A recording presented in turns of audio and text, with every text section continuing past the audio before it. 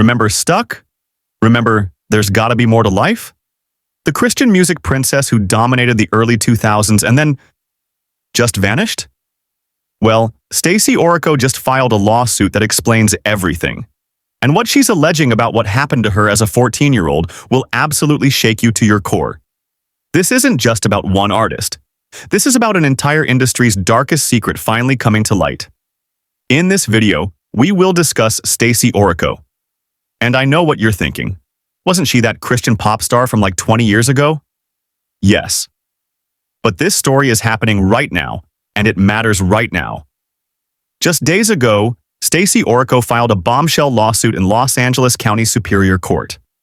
She's accusing her former manager, Britt Ham, of S.A.ing her when she was just 14 years old. She's also going after Universal Music Group, claiming they failed to protect her. And the details in this complaint? They're absolutely devastating. However, before we delve into what she's alleging, we need to understand who Stacie Orrico was, as that context makes this story even more heartbreaking. Stacie Orrico wasn't just another Christian artist. She was the breakout star of the early 2000s Christian music scene. Picture this, it's 1998, and a 12-year-old girl walks onto a stage at a Christian music festival in Colorado called Praise in the Rockies. She wins a talent competition. The judges? One of them is Britt Ham, who would become her manager. Another is Eddie DeGarmo, an executive at Forefront Records. By age 13, she's signing record deals with EMI Christian Music Group. By 16, her debut album Genuine went gold. And by 2003, she's crossed over into mainstream success with hits like Stuck and There's Gotta Be More to Life.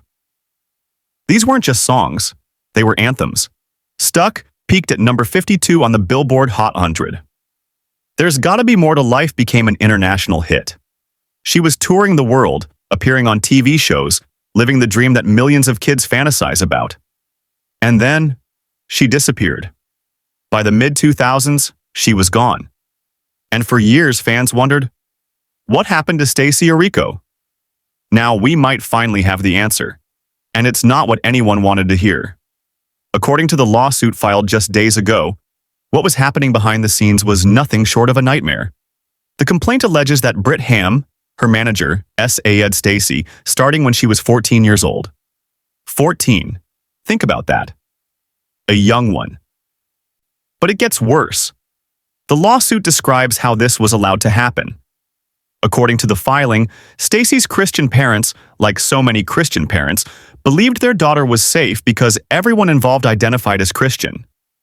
The lawsuit uses the word naively, and honestly, that's gut-wrenching, because these parents trusted a system that claimed to share their values.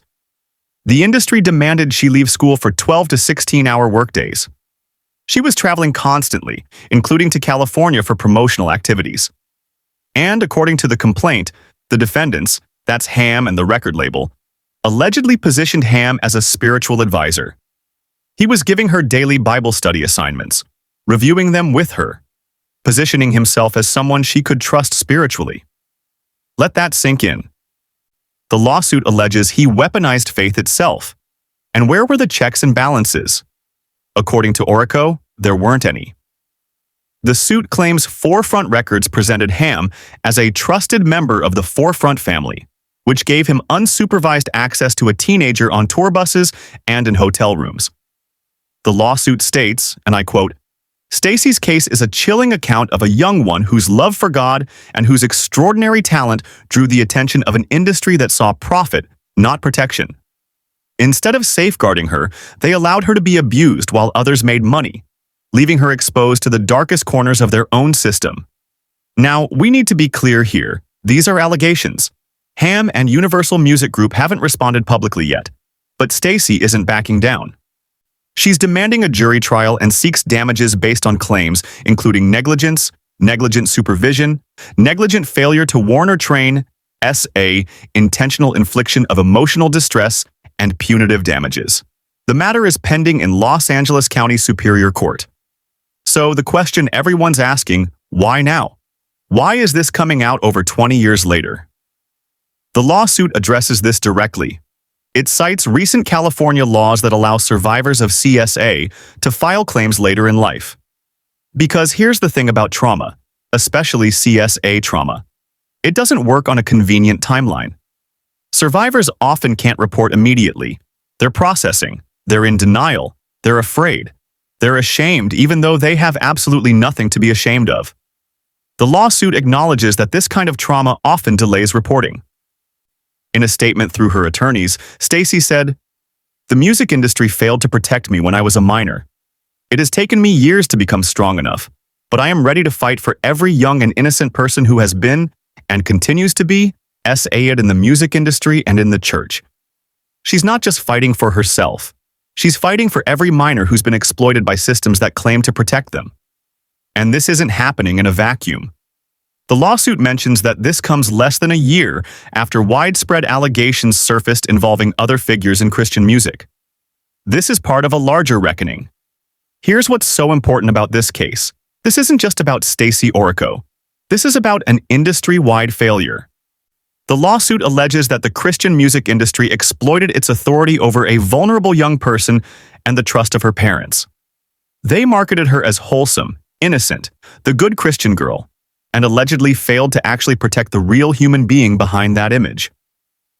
Think about all the young artists in Christian music. Think about all the child stars in general. How many of them have similar stories that we haven't heard yet? How many of them are still processing their own trauma? The complaint says, Stacie sang songs of worship, lightness, hope, and joy. Yet her life no longer reflected a sheltered, morally centered upbringing, the filing states. Stacie's life was permanently threatened and profoundly altered by the trauma she endured. It talks about lasting physical, emotional, psychological, and spiritual injuries. That last one hits different, doesn't it? Spiritual injuries. When the people who claim to represent your faith are the ones who allegedly harmed you, how do you reconcile that?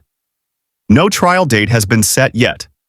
Attempts to reach Brit Ham and Universal Music Group for comment have been unsuccessful so far. We'll be watching this case closely and updating you as it develops. But here's what I want you to take away from this. Stacie Orrico was 12 years old when she entered this industry. 12. She sang songs about hope, faith, and worship. And according to her lawsuit behind the scenes, she was being exploited and SA'd. She's 39 now, living in Savannah, Georgia. And after years of therapy and personal struggle, she's finally seeking accountability. If you're a survivor watching this, please know, it's never too late to speak your truth. It's never too late to seek justice. And you are not alone. If this story affected you, please hit that like button, share this video, and subscribe so we can continue covering stories that matter. Drop a comment below with your thoughts, but please keep it respectful. This is about real trauma and real people. And if you or someone you know needs help, I've put resources in the description below. We'll keep following this story. Until next time, take care of yourselves and each other.